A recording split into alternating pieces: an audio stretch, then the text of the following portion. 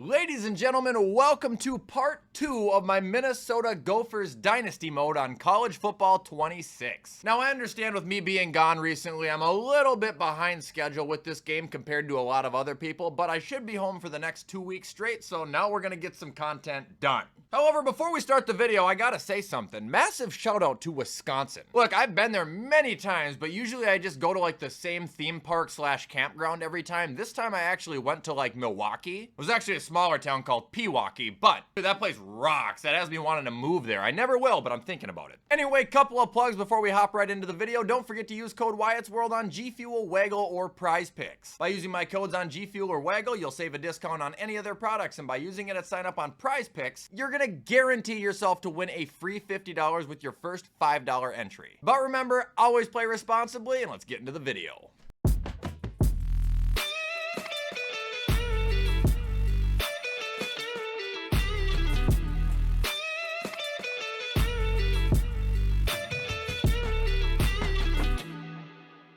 Well, this is really sick. It didn't save my game from last episode. You know, when I beat Buffalo by 1 point with the walk-off. I'm not playing that game again. If I advance and take a loss, I don't even know what I'm gonna do. And of course, we're 0-1 now. We lost because it didn't save and I had to redo it. You know what? I don't know what to do with this game anymore. I'm not gonna lie. It's been awful. It has been a week of awful gaming. The gameplay is horrible. The online is terrible. The Dynasty doesn't save your progress. Why am I still playing this? Seriously. And honestly, I'm kind of happy that we're no longer in early access so the sheep can stop defending a product that isn't good. People get these games and they want to believe so bad that they are going to be just the greatest thing on the planet. And they ignore every negative thing they can, and it could be vice versa for me, but I'm not ignoring the good things that this game has done. The weather, the team intros, the addition of new teams, the cleaned up menus within Dynasty mode, I think they've done good things, but when you cannot play, that's a big problem, and I have video evidence, dude. Every single time I play this game, there are obvious issues. Players getting stuck in each other, DBs just standing still, the constant barrage of pass interference calls that just get ignored. My progress blatantly not saving. I have video evidence of all this on my YouTube. Unless I'm the only one dealing with this, why is it still not working?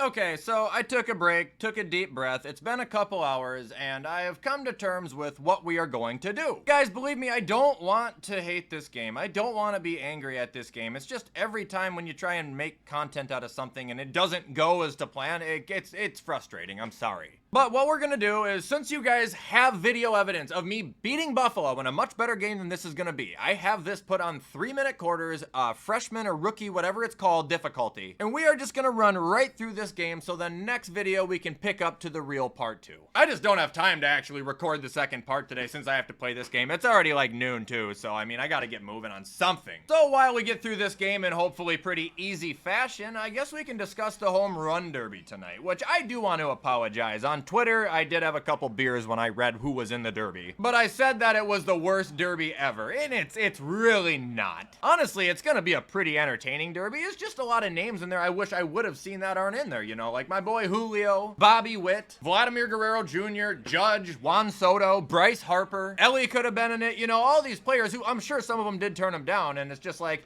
it's a little disappointing to not see it, but it's not gonna be bad. I will be totally honest though, like I love O'Neal Cruz. I think everybody knows that. He has no business belonging in the derby at all. Guy's swinging like he doesn't have a set of eyeballs this year. Like seriously? And also Brent Rooker, as much as I do love Brent Rooker, I've always thought he's been an incredibly underrated player ever since he left the Twins. I don't think he's really a draw either. Yeah, let's just tune into the home run derby to watch Brent Rooker. Like brother, but it's okay. We still got Acuna, we got Buxton. Jazz Chisholm will be good. Cal is obviously gonna be electric. I suppose we can let Drake Lindsay have another start though. Maybe this can be a fresh breath because I don't think Whitkey was very good. That guy seemed to be actually a little bit worse. So let's see what we can draw out here with Drake, my boy! That works. Darius Taylor, looking to have a big game, but he was just tackled by his own teammate. I mean, quite literally, he was tackled by his own teammate. That's insane. Should be a wide open tutty right there, I think. Juke him out, that a boy. We gotta get Darius Taylor in the Heisman convo, bro. What else is there to talk about? Oh, Najee Harris. I didn't even know this was a couple weeks ago now, or at least a week. That man got hit in the eye with a firework, apparently. He's gonna be ready to play by the season, but that's like terrifying. Oh, back on the topic of Wisconsin too. So I've been to a fair share of states before. Obviously Minnesota, and then there's Florida and Illinois and Buffalo, Pittsburgh, Colorado, Texas. You know, I'm missing a few more. Oh, fumble. Get it. What I'm trying to say about Wisconsin, though, is when it comes to pride for sports, they've probably got to be like the second biggest state that I have seen. First being Buffalo, because Buffalo was honestly insane. There's not a single house in the city of Buffalo, New York, that is not painted red and blue or has some sort of Bill decal. You will not see a person out without a phone case, a hat, a shirt, something Bills related. However, Wisconsin, they're pretty much right behind Buffalo. It's crazy. Brewers, Bucks, Packers, Badgers. That's all you see. I was actually at a bar called Stenny's, if anybody in Wisconsin's heard of it. Phenomenal bar. But I went there to watch a Brewers game with my cousins. Dude, you would have thought it was a World Series game. Those guys were kicking the absolute crap out of whoever they were playing, and I mean, every single run just got louder and louder and louder. I did get to go and see Miller Park, or it's not called Miller Park. I can't remember what it's called anymore, but I did get to go and see where the Brewers play. I actually drove there to try and go to the team store, but there was a game going on, so idiot me couldn't get in, but it was still neat.